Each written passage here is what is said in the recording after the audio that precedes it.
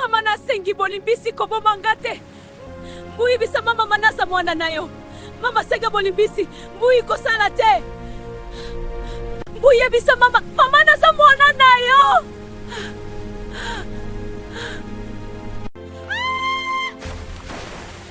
Mama kosala boyete mbui lekina ngayo. Kosala boyete mbui lekino mana ike yangai mama.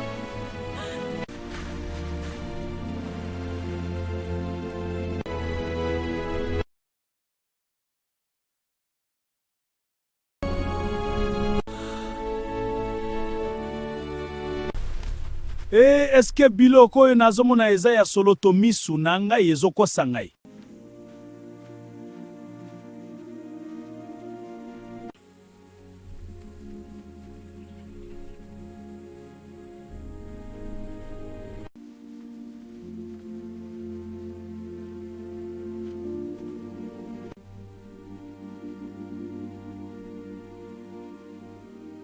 Mbui mwana na ngai sikoyo mado azali susute.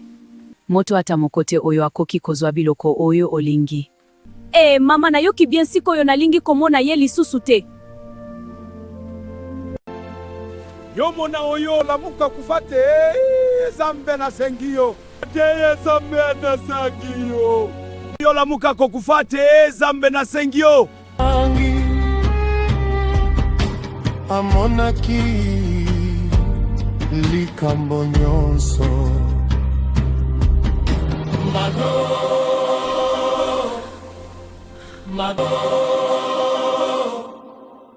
Mado Nani asali oboye Mai asali ko bomba sekele Kasi solo ekobima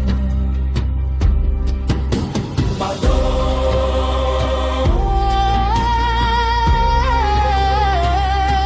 Nani asali oboye Hello mwasi kutokwende Mado.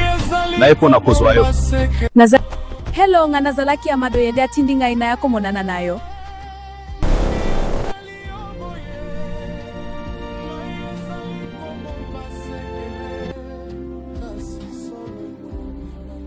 Ele ela muna ndako nsingai mbui mwasi kitoka.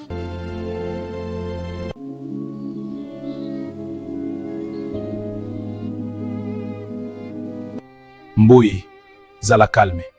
Oyo eza place oyo kobanda kosala musala ya ndako. Mena lingi na tunayo. Nazali na makanisi mingi. Kasi tokoki kosolola. Pona nini Mado alingi koya kosala musala awatengana lingaki aya awa.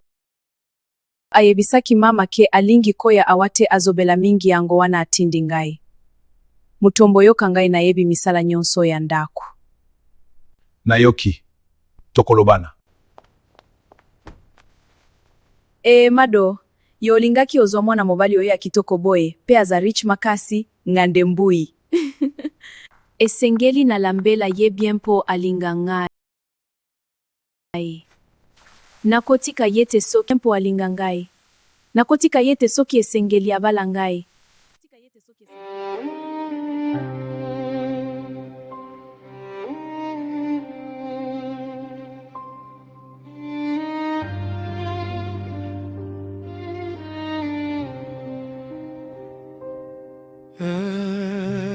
Mado salinini ya na mokilio. Mema kimbui. Nasuka ya mwa na mai ya mboka. Mado azalaki kotambola malembe. Moto moko te ayebaki likambo. Nzambe pesa ngai libala oyo ngana kozala kaka awa mama akoyo kabien makasi ngai na yebi kolamba yoka ndenge eza bapafe ya kitoko ngai nakoboma mutu pona elambeli na ngai. Motema na bango tondi na kobanga mai ebengaki nkombo ya Mado lokola metala ndenge biloko aibiene Nzambe mutombo azonga bangu po alia esengeli na sokola bilamba. Nzambe sungela ngai mwana na ngai hi mwana na ngai mbui na zwi mosala Nzambe sungela ngai mwana ngai